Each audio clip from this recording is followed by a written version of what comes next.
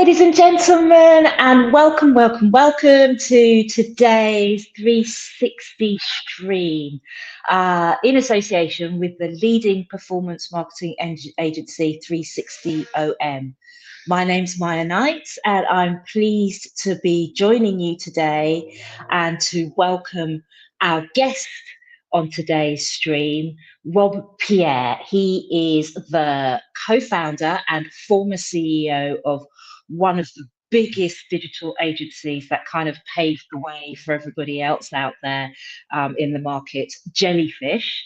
He's going to be our guest on the 360 Stream webinar series today to explore how advertisers and agencies and the broader ecosystem surrounding them should optimize campaign effectiveness and their results that they deliver today. Who am I? I'm your host. My name's Miya Knights. I am publisher and owner of Retail Technology magazine. I've written a couple of best-selling books on Amazon and Tesco's Clubcard, and variously you can see me out and about discussing the importance of digital and data in how we shop and how we consume and how marketers sell stuff to us today. So with that, I'd like to welcome today's guest, Rob Pierre, onto our virtual stage. And Rob, hi Rob. Hi, how are you? Thanks so much for joining us. I'm good, thank you. How are you? I'm excellent, thank you. Good. So I'm here with Rob to discuss how those emerging people, process and MarTech trends and best practices can help you reach and convert your target audiences effectively today. Given the fact that you co-founded Jellyfish, which is one of the best known digital marketing agencies out there, and you were formerly the CEO, Rob, before I dive into what you're seeing in your day-to-day, ever since you've struck it out on your own, can you fill our audience in on what's been keeping you busy since you exited Jellyfish, so we can get real proper context for the discussion between us today? So what's not keeping me busy are things directly related to the industry, because as you can imagine, having exited out of Jellyfish, I have got some restrictive covenants in my agreement, etc. So I'm not immersed in the industry in quite the same way, and by that I mean from like an agency partnership perspective. But of course, my interests do involve marketing, and I'm working with them to really establish their propositions and to make sure that they are market fit and that have the potential to grow and scale. And I think that's where a lot of my retrospective wisdom is adding value to businesses, is just basically how do you then scale and operate a business, particularly when it comes to expanding the team and also geographic regions, etc. So the clue is in the retrospective wisdom. So what I'm doing is a bit of advisory services and investments. So I've partnered with a few very young, ambitious, talented founders and trying to get them to benefit from some of the things that I've witnessed and experienced and overcome over time. So it's no different to like some of the tools out there. You know, we're going to talk about AI and co-piloting and those type of things. I'm definitely here a bit more like a quarterback to feed them. I'm there to support, but it's really just to empower and make sure that they get the full potential for both their businesses and them as individuals. So yeah. Bit of investment and advising, a little bit of philanthropic work. So I'm a trustee on the Migration Museum. I'm a trustee on the Lucy Rayner Foundation, but also I'm funding and supporting Greg McKenzie and Rebecca Lewis in a project called Inside Out, which is a urban clothing brand for people who have lived an experience in the criminal justice system, so that they've got job opportunities and they can tell their story through designs and get a commission and get an employment wage. So that's giving me a lot of purpose and fulfillment as well. working on a project called social offsetting, which is exactly like carbon offsetting, but basically our privilege comes at a price. Otherwise, we'd all be equal. And trying to work out what our social footprint is, and then giving them an environment and a marketplace where they can offset their social footprint. And so I'm working with, meeting up with some PhDs in Cambridge and trying to work out how we'll deliver that as a project. So again, that's very stimulating. All about social mobility, empowerment, and making sure that everyone has an equal opportunity to fulfill their potential and have an impact on this world. That's what seems to be keeping me busy. Oh my goodness, that's so inspiring that Jellyfish has given you, presumably Jellyfish and the work that you did around that time has given you this springboard to tie together so many just really, really inspiring projects that you're working on. I suppose you said there, you get to work with the best and the brightest. They must remind you of you sometimes, and in that regard, when you were young and starting out in that regard. And I mean, it's a kind of a yes or no answer question, but I just wonder, do you think it's easier now with the tech now, or it was easier back then when there was perhaps less tech and it was more straightforward, more simple? Would you be you now, or would you be them? Sorry, would you be them now, or you back then, if you had to choose in terms of advising them and guiding again, them? I just think it's always problem solving. It's understanding where you can have a differentiated proposition, how you can build a team and a culture that delivers. I don't think it changes with the technology. The technology is a different tool. We go back to like the Henry Ford, if you asked customers what they wanted back in the day, they would say, I want a faster horse. They didn't really know about the motor car. They didn't know what the motor car would bring from manufacturing, the jobs. And, it's this whole potential economy where you can't necessarily, what is going to be required in the future, you cannot use past skills and knowledge to indicate who's the right person. So as an example, historically, a good blacksmith and somebody who can train and ride horses is not the right person to help to be a mechanic necessarily and to drive a car. So there are different skills. So we've got to now look at people and know where the future lies and try to match people with the potential economy, not what we can see in front of us today.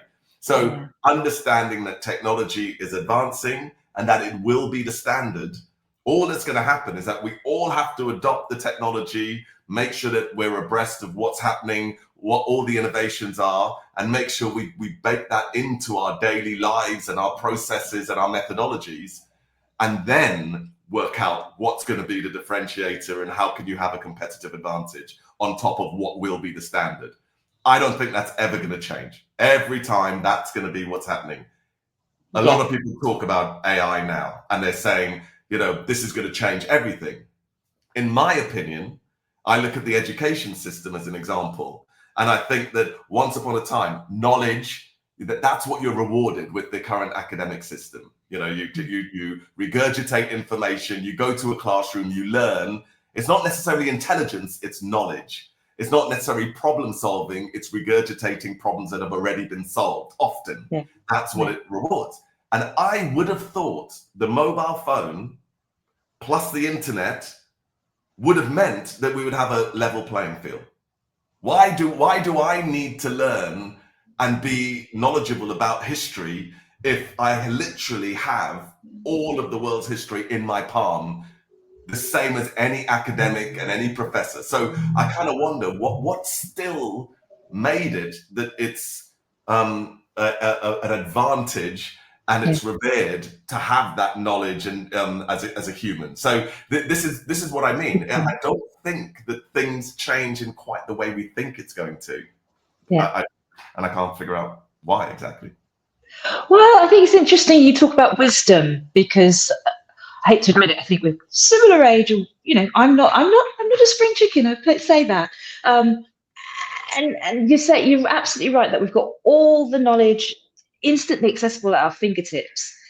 But I think I've noticed going into my, another decade soon, that the benefit of experience on top of the knowledge is what us older people can perhaps offer, and maybe what you're being able to offer some of the projects that you're working with now, in regards of, what goes around comes around. And you're absolutely right, all these technologies are just tools, it's how you use them. And that wisdom, I think, is a very apt word that you use there, that I you said it apply. many times in Jellyfish. It's like good judgment comes from experience, but experience comes from bad judgments.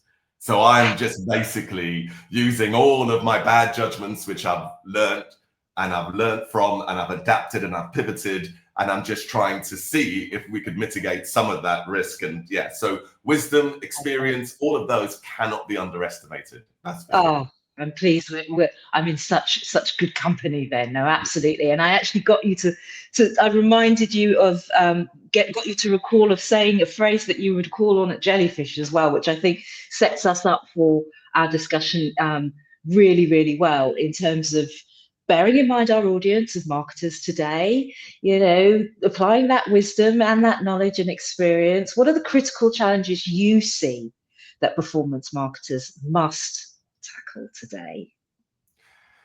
So I think that performance marketing for one.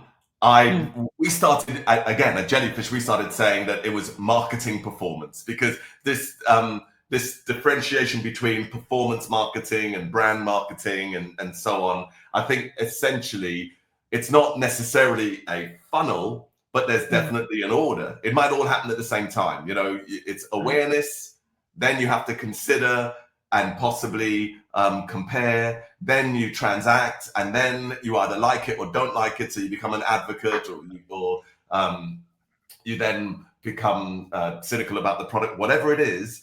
I think with performance marketing in general, the challenges are data.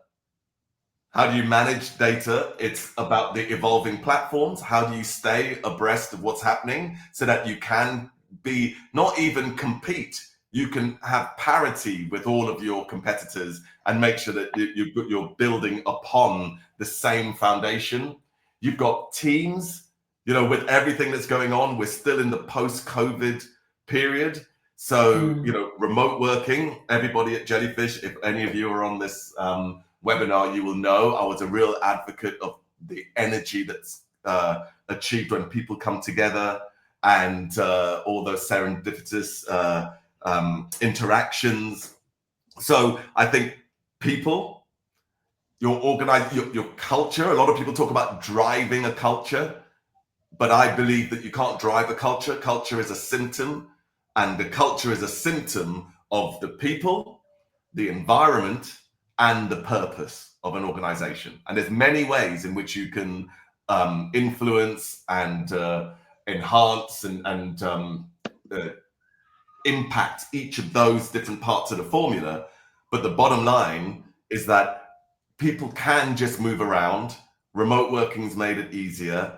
The fact that people aren't all congregating in the same place and working together means that, like today, I could just look through a screen. Basically, anybody, anywhere could be the other side. Whereas when I was going into the office and engaging with people who I considered my friends and my family, that was a very different experience. So getting that right is not to be underestimated. How do you impact the right things to have a culture where people feel valued, they feel invested in, they feel that they can develop, but they're treated in a way that they don't want to leave? That's the key there. Technology, everything is about systemizing. So I think the big challenge is, how do you systemize? And we use the word productize at Jellyfish, but it's systemizing in the sense that it's methodology, human capabilities, and technology coming together to deliver a solution. Now, if you were to imagine you had that formula and it was like a graphic equalizer, you can ramp up the human resource, you can then ramp up the technology, or you can then refine your methodology, and you're constantly refining, test, analyze, refine, and you're trying to get that balance right. AI is actually giving us the chance to use a lot more of the technology in the equation. It used to be something had to be very repetitive and predictable to automate. AI is allowing us to automate a lot more. But the main thing is that AI is, when you look at things like Jasper or whatever, there's many tools out there. When you look at the most popular apps, that AI apps that are being used, it's the creation of the ad copy, it's the writing of the product descriptions, it's a lot of the things that are quite laborious. Yeah. But you can now do using AI. So where that leads the challenge is that, how do you get that balance right? How do you use your human resources in the best way possible? And in some cases, if you've got a large team, how do you ensure that you've either got enough work, or you're able to repoint your human resources in areas where you can sustain that team? Yeah. Once upon a time, we used to calibrate how successful we were as an agency by the number of people. That's not going to be the future. The future is going to be about the outcome and how you get that blend of methodology, technology, and human resource right. And so I think these are all this change. What that also creates as a challenge is that the fees that a brand is willing to pay to an agency, as an example, is not going to be the same if they believe it's being produced by AI and technology. You wouldn't charge the same for the same output. So you produce more output. And that's going to be the challenge. We've got to make sure that we constantly add enough value for the level of fees and remuneration that's needed to keep businesses alive anyway. So we still have all of our the back end and the operating systems and the support personnel and everything to run a business. So we still need that level of fees. And I think that the sort of fee stroke media, I think that's a challenge, how that's going to change. I think there's just so many things. The biggest challenge is going to be adapting and pivoting to how the technology and the different platforms and the way in which people are behaving, just making sure that you're ready for that. Wow. I'm glad I asked the question, because you listed out quite well. I mean, you kind of gave us a view, your view of the landscape, including the challenges. And I should say to our lovely audience, if you do have any questions for Rob, please do pop them in the comments box in the chat window, and we'll certainly make sure we get Rob to answer them before we leave you at 1:45 today. But I mean, just thinking about your response there, Rob, I've spent over 25 years looking at technology, and I often say it's the tail wagging the dog. And to kind of try and summarize what you were saying there, the technology is moving so fast and coming on so quickly. It's where that leaves the people and the process part of delivering value to clients, to if you're in an internal team, to the business.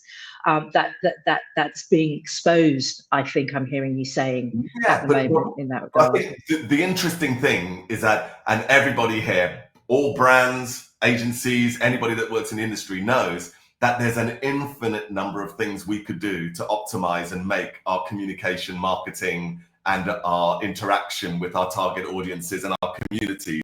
It's infinite, the amount of things we can do. So we're never going to run out. So that was my point about the human resource that you're using in conjunction with the technologies and the AI and the platforms that are out there.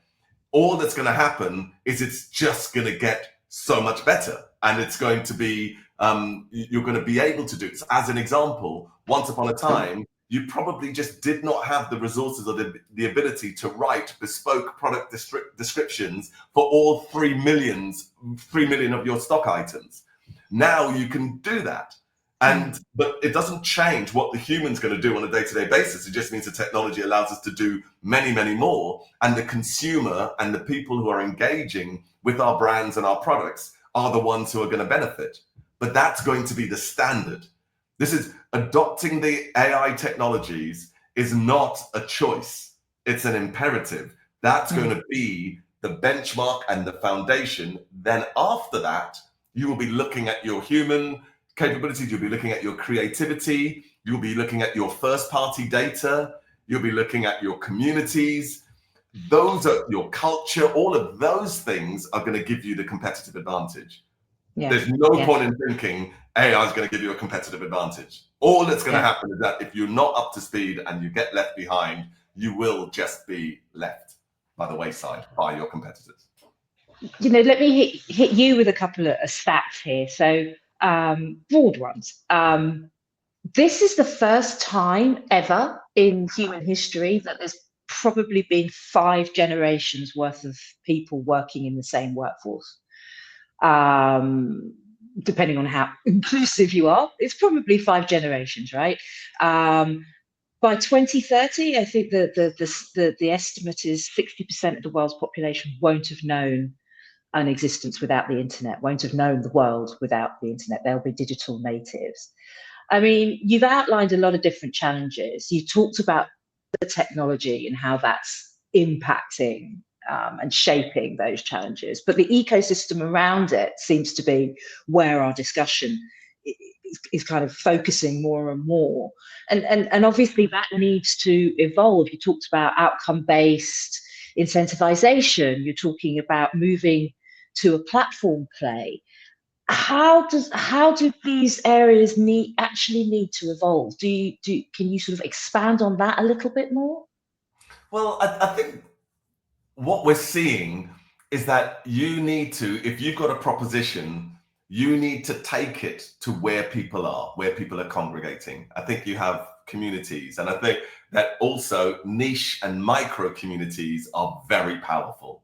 And historically, anything that's in a long tail or anything where you start talking about micro or small tends to mean that it's not economically viable to actually address those markets. So again, what technology is doing, it's allowing us to address multiple micro communities and giving them the right either detail, talking in the right tone of voice, actually being relevant to those audiences. The technology is allowing us to do that now. And also these communities congregate in very different areas. So every brand, I believe right now, needs to be thinking, what is the community stroke audience that I've got and that I'm targeting and engaging with? What is my data? What is the first party data that I'm collecting? Because these large language models, nearly 100% of public data are feeding these LLMs right now. 2% of private first-party data are feeding the models.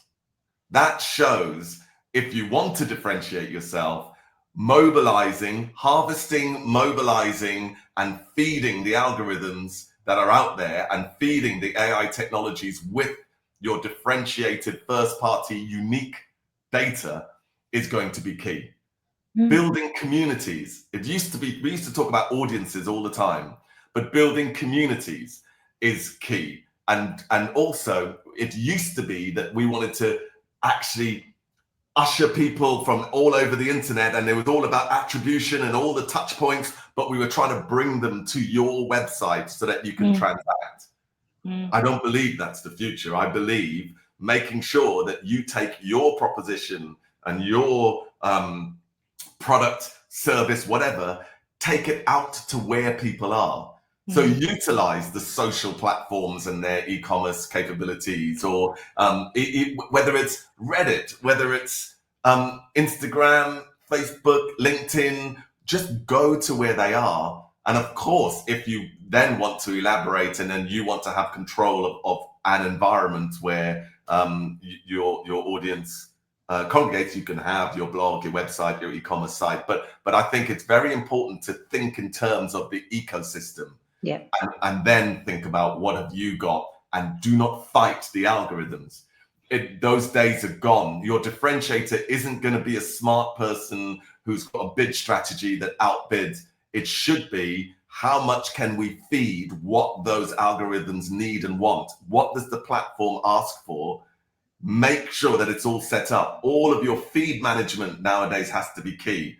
Using AI technology to create all the variations in the formats that are required for all of the different platforms. That was part of the problem.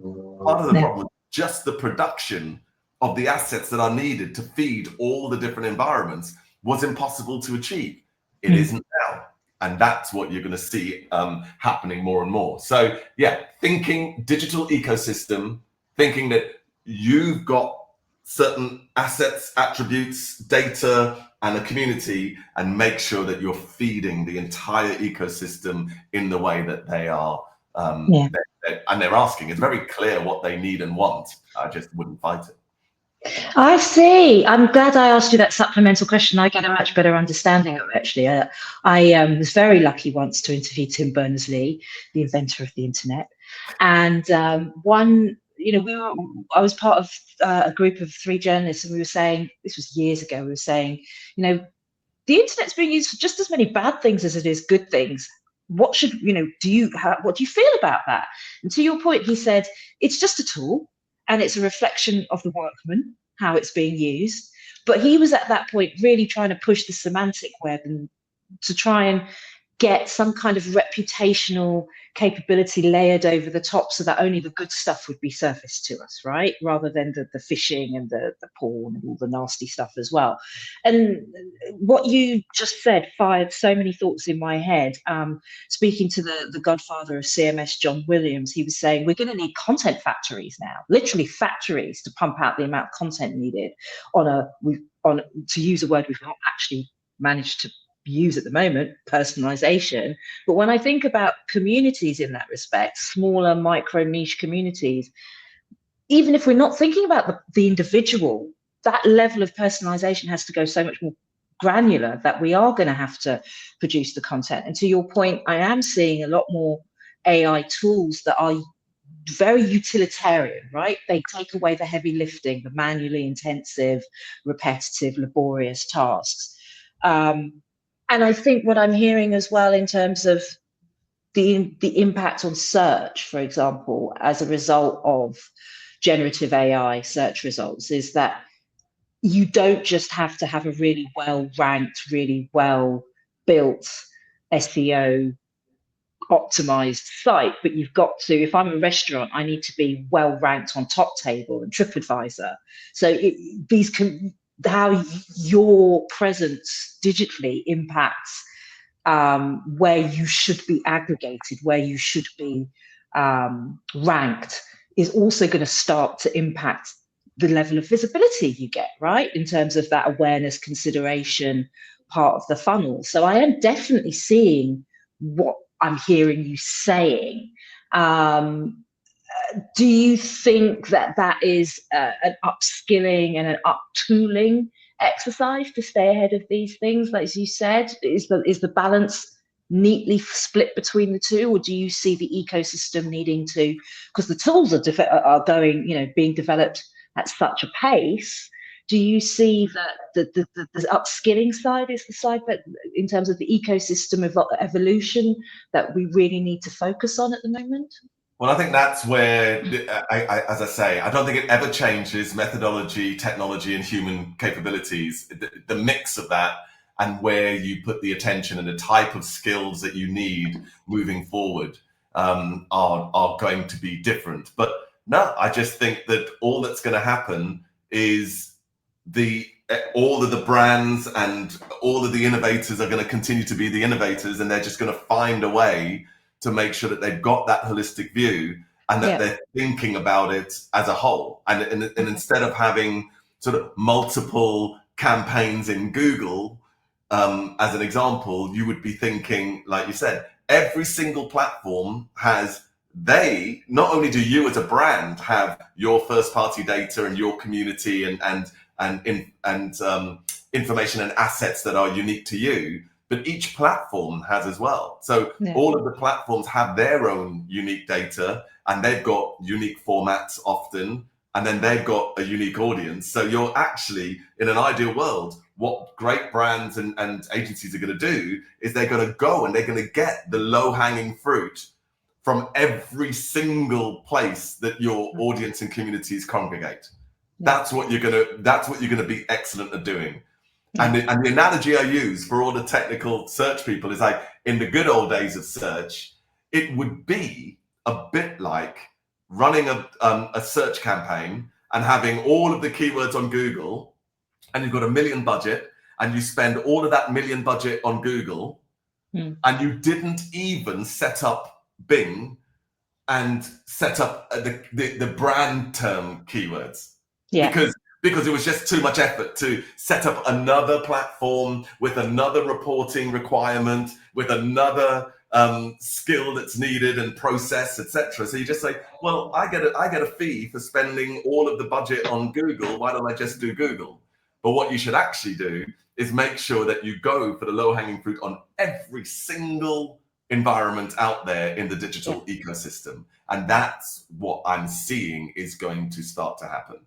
But that, like I said to you, but that does change the dynamic, where historically being paid just a fee to spend the media doesn't work. In actual fact, I think it's been wrong for a long time. I think a lot more money needs to go as a proportion of the total marketing budget. A lot more needs to go into the media, so that you've got a team and you've got the technology and you've got the ability to do everything I just said. So that should be more important than just spending more and more money as you go down the long, not the long tail, more generic to get more traffic.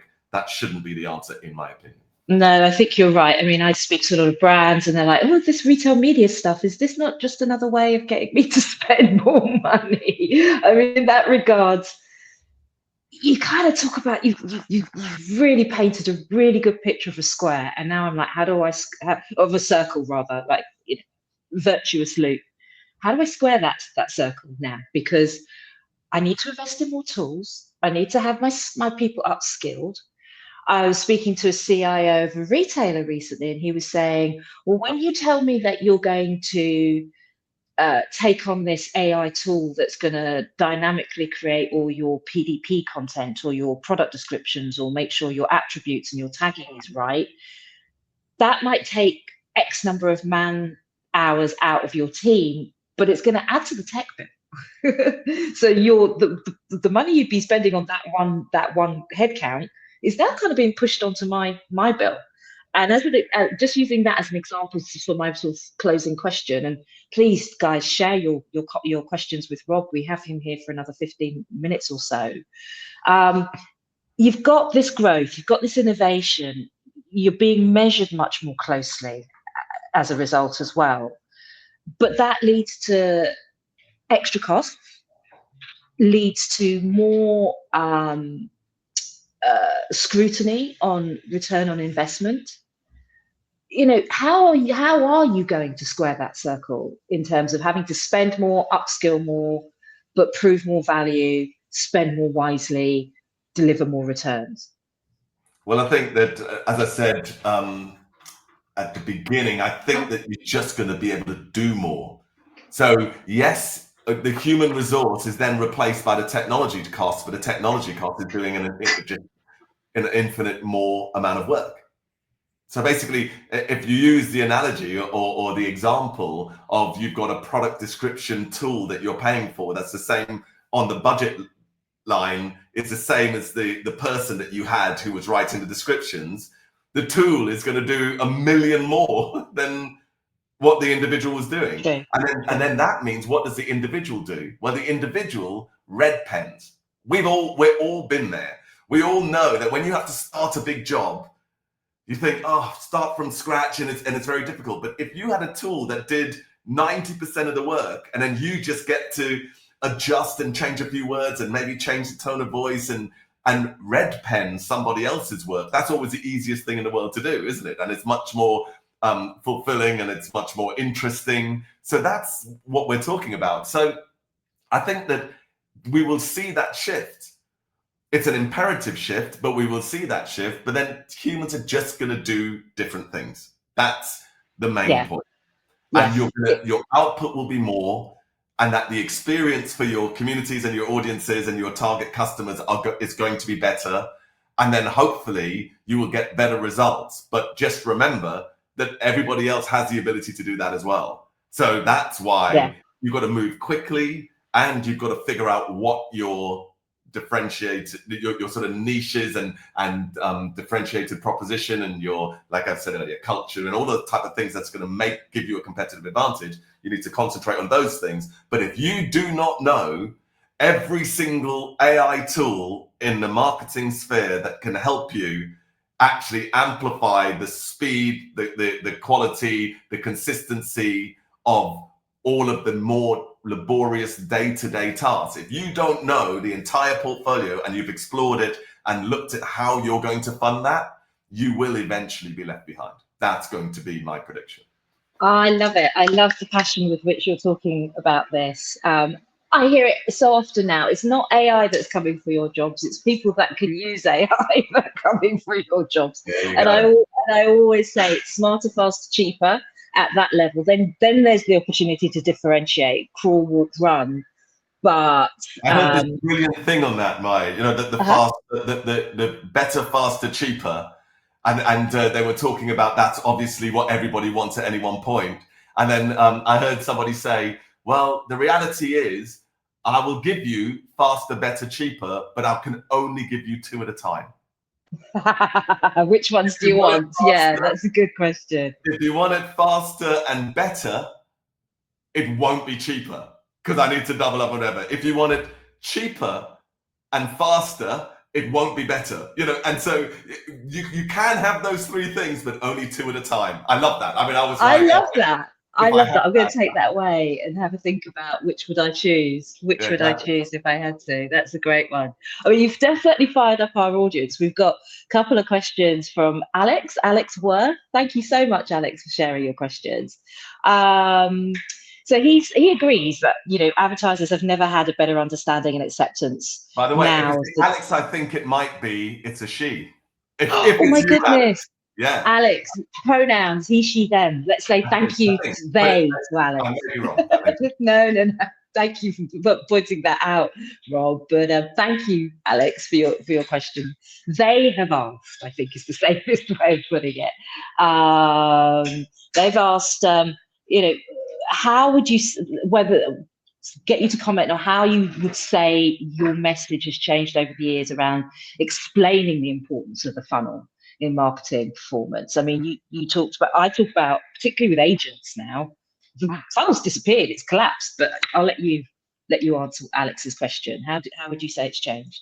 Yeah, well, it's only changed that I think you still have that sequence. I don't think anybody's ever gonna, let's just use a product. I don't think anyone's going to buy anything if they weren't aware of it. That's impossible, right? And I don't think anybody's going to buy something if they were aware of it and then thought about, do I want to buy this or not? And I don't think anyone's going to buy it if there's not an environment or an opportunity and an ability to facilitate that transaction. And I don't think anyone's going to be an advocate of a product fully and talk about it and review it if they haven't purchased it. So there is an order. There's still awareness, consideration, transaction, advocacy that exists. But I think it's just not as clear cut that it's a funnel. I think it's just things happen all in an instant now, and it happens in a funny order. And I just think that the term funnel is changing a little bit. It's all very messy. It's all very interactive, and so that's the main reason why I think my thoughts have changed slightly. But I don't think that we can kid ourselves and think that there isn't that sequence of events. True. There's definitely that sequence. I just think that it's not always that you get the funnel shape for every individual. Yeah. I suppose in that regard, as marketers, we would see these as discrete moments in time. And now when I hear people talk about the funnel collapsing, they could all be happening at once. I mean, I always use the example of this year, we're only in time 3, of, you know, my shopping agent going out and talking to a retailer, a fashion retailer's e-commerce agent. You know, the agent's kind of, I suppose, making assumptions based on my levels of awareness, my consideration based maybe on my purchase history, who my favorite retailers are. And that streamlines which websites they go to search for the dress that I've just asked them to help me look for example. I suppose we were saying before we came on air, weren't we, that back in the day, it was maybe Google Shopping as the preeminent search engine of choice. Then it was Amazon. Now it's TikTok. You could almost say like ChatGPT is becoming a search engine of choice in that regard, couldn't you? And that, I think, also adds to why I hear more and more marketers talking about the funnel collapsing. But you're right, all those things still exist. And I suppose as marketers, we can still influence them. We just can't take it for granted that they're going to be in a nice, neat, predictable order anymore. Right. And yeah, like you said, and may just happen at the same time. Yeah. Whereas in our minds, you would either be made awareness through the brand campaigns and through generic searches, and then you go to a comparison and you look at multiple products, and then you make a decision, and then you choose a website to go to, and then you buy it, and then you do a review, or you share with your own personal community whether you like it or not, and become an advocate. And we used to see it in that way, but you're right. Nowadays, in Instagram, you see a reel, and I'm sure many people are guilty of it. You see a reel and you see a product, and you immediately, spontaneously buy it, and it's just all happening in one go. All happening at once. Absolutely. I see the retailers and the brands having to be a bit less precious about where the transaction happens nowadays, not just on their website. And actually, Alex has come back and said, I really like this. They said it's more like concentric circles moving in towards revenue generation than a funnel that we see collapsing. So thank you for that, Alex. Yeah, I like it. Last thoughts. Any thoughts from another audience member, Andrew? Thank you, Andrew, on how we can improve sustainability, environmental impact using AI. Anything you're seeing in that regard? Because I know you've got quite a philanthropic bent to what keeps you busy now. Is that something that you've thought about at all? Well, I was, there are, at my time at Jellyfish, we were talking about products, and even Jellyfish was creating a product that will help with the processing and actually make media in the programmatic world, make it more sustainable, etc. I think that as technology improves, and I'm speaking to some guys in Oxford University, and when you look at quantum computing, and they're saying what quantum computing can do today, there's some things it could do that would almost take, in today's processing power, it could do something in a day that will take all of the world's processing energy and power to do that same thing that it could do in a day. For example, there are certain processing tasks that it can do. So I think that the tech will catch up, because I don't think right now all of the unstructured data and all of the learning models that are operating out there, there's just such a vast amount, and the way in which it processes it right now is not optimal. But I think that it's more, I believe, the hardware and the ability to process all of this data that's going to make the big shift. That's what I think we're waiting for. And it's not as far as everybody believes, is what my insight is. I've written a few articles about quantum computing. I agree with you. But in the meantime, smarter, faster, cheaper has got to be more environmentally friendly, right? I talk about doing more with less. I think that's a sum total of what we've talked about today. How the tech is there to allow you to do more with less. It's what you do with it. That's the most important thing, right? I mean, I don't want to sort of steal the closing words from you, but I think hopefully from Andrew's perspective, that answers his question and gives us a really nice point at which to wrap up and keep us on time to let all our lovely audience members get on with their day. But do you have any closing thoughts, closing words for us, Rob? It's been an absolute pleasure to speak with you. Thank you so much. It's been a pleasure. Closing words is just that it's an exciting time. Yeah, it really is. There's a revolution happening, and definitely the technology is changing the way we will all work in the future. Think about the potential economy. Think about what you need and what your children need and what the next generation need to succeed in the future. Don't just think that the past necessarily indicates what's going to be successful in the future, and keep your eye on everything. At least know don't be ignorant. At least know what's out there and make informed decision about where you're putting your investment, where you're putting your time, where you're going to allocate your people. And most importantly, take time to understand what differentiates you as an organization. It won't be the tech. The tech is going to be the standard. So look at your first party data, make sure that you're utilizing that in the best way possible, feed all of the models, all of the algorithms, all of the platforms, make sure that you've got the assets, the data, and the human resource that's able to drive the technology. But that's what I think I would be concentrating on right now. It is definitely an exciting time. And we will benefit as consumers and people who are engaging with all of these platforms. It will just keep becoming a better experience. That's been so inspiring, Rob. And thank you so much for your questions, ladies and gentlemen. Nikki, thank you for your comments. Alex and Andrew as well. Obviously, this webinar is going to be available on demand after the fact as well. But with that, just thank you again, Rob. It's been an absolutely enlightening and inspiring conversation. I think you need to go and found a new agency. It sounds like you're just as fired up nowadays as you were back then. But good luck with all of your. I'm sure the legal department and brand tech are twitching as you say that.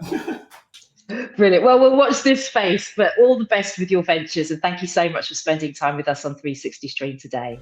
All the best. Thank you. Bye-bye. Bye.